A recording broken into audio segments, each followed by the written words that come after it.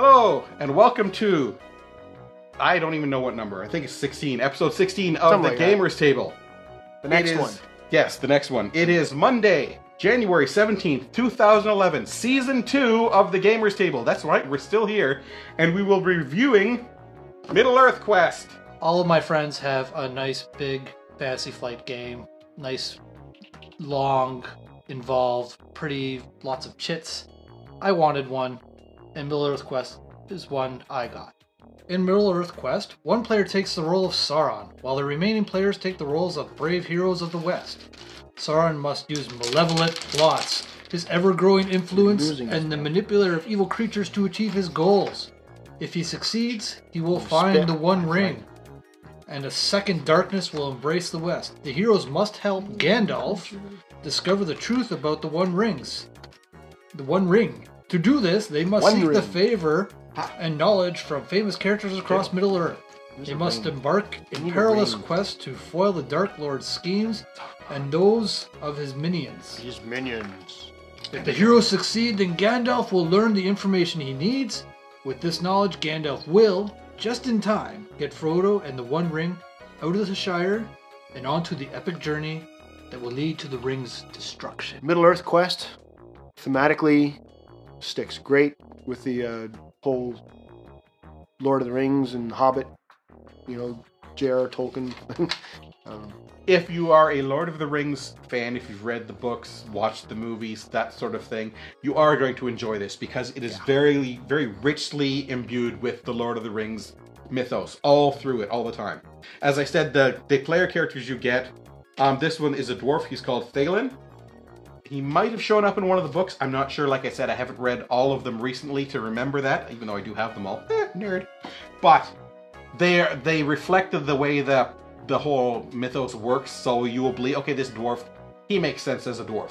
The elf makes sense as an elf, the human, and so on like that. Yep. So you won't ever say, like, this guy doesn't make any sense, this guy couldn't be. Yeah, he could be one of the main characters, he just wasn't. It's all very well thought out. Yeah, it's the thing I like about the one mechanic that really drew me to this game. You start with your deck of cards there in your life pool. You draw cards in your hand at the end of every Sauron turn, and then you use the cards for movement, and then you discard them there. And if you get wounded, you put them over there. If you rest, you take all the cards there and you shuffle it back into your life pool deck. If you heal, you take all the cards back into your life pool deck. Right. And if you run out of cards, bad things happen. You can only heal in the, what do you call them? The Havens. In the Havens, and you can rest anywhere.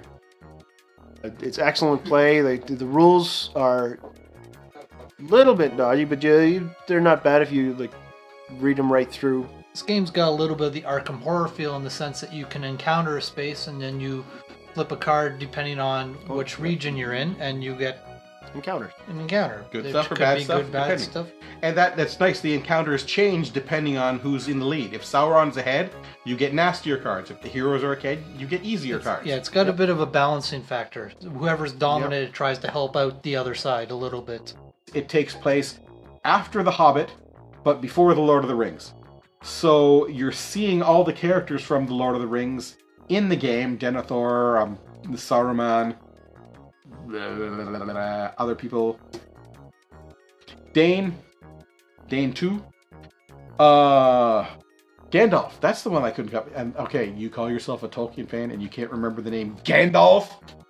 Fool. If you don't have a table that's 500 feet long, you better get one. This here Big is... board. No, this is not big board. This is half of the board.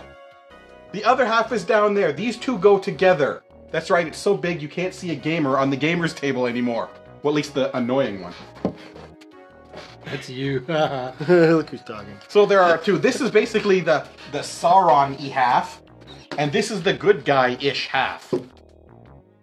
See, look, You don't want to start that. What? You don't want to start that. What are you talking about? You know what I'm talking about. No, I don't know what you're talking about. So, there are a bunch of non-player characters, basically. Gandalf, Boromir, Denethor, Saruman, these type of guys. Main characters in Middle-earth. Yeah, characters that are in the book, but you don't get to play them. I really like the mechanic of having your deck of cards be your life, and then you use them for your movement and combat as well. This is the good stuff you get. Favors. Favors. This is the bad stuff that Sauron gets to do his bad Influence. things. Bad influence. Evil influence. These are all Sauron's bad guys. Minions, like he said earlier. Actual minions. Which shouldn't be confused with monsters. No, Nope. Monsters and minions are different. But the same. this one. This is probably one of my favorite sculpts in this one. This is 3 of the 9 riders in black. I like the way the game plays out. It has some really neat mechanics. On one. And here's the stuff you get for a player character. You get your card with all your stats on it that tells you what type of combat you do. And you get a deck of cards that is both your combat, both your combat and your life. This is an interesting mechanic. And your movement. As you use these cards up, they have different symbols on them. Like there's a sun on this one, there's mountains on this one that allows you to pass through the places that show suns and mountains. And also you see up in the corner, there's swords and shields and bows.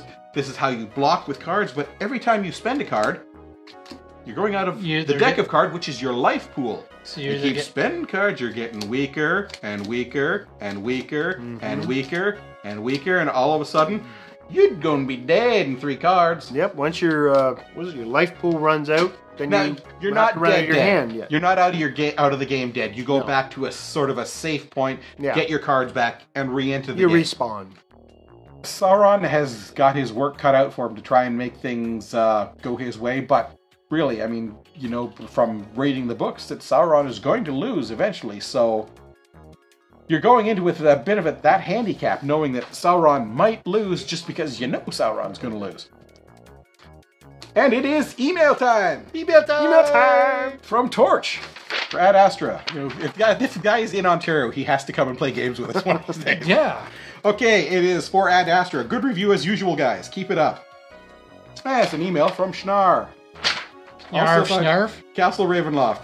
It's one of the factors that makes the game rather repetitive in nature, since the tiles have no meaning in the game, i.e. every single one draws a monster and there's nothing special or unique about any tile, it can quickly become a rinse-repeat game. I really wish they would have mixed up the tiles a bit, some drawing one monster, some none, some having special abilities, etc.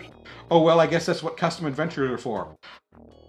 Well, the Rash of Ashardalon is coming out a month or so. Maybe we'll see a little bit more of that in the next one. I guess you could also add a house rule to that, and just when a tile comes up, roll a dice. If it's and rather if it's 3 or higher, then you get a monster. So it's not. That's what screws us up. That stupid alarm trap that brings monsters from everywhere. That's the one that nails us all the time.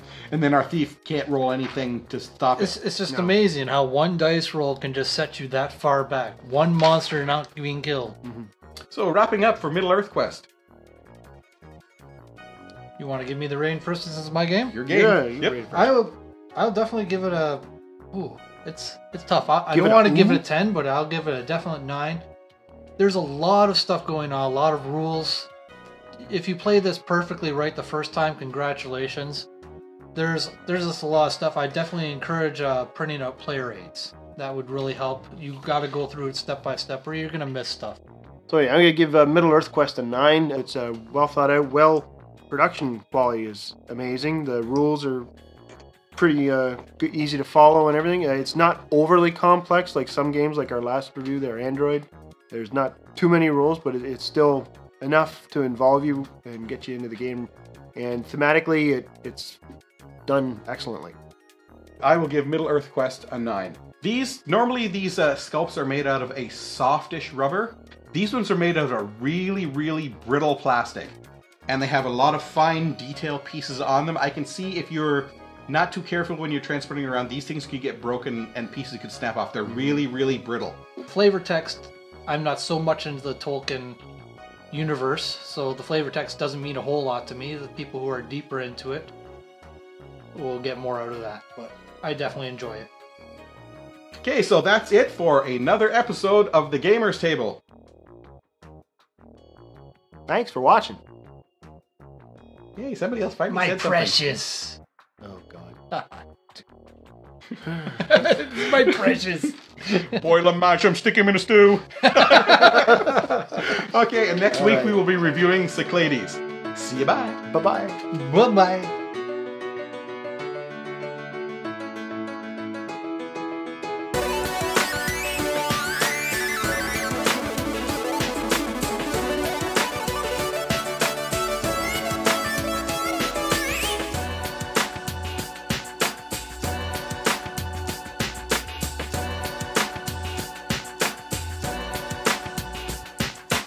will lead to the ring's destruction. Who needs component vision?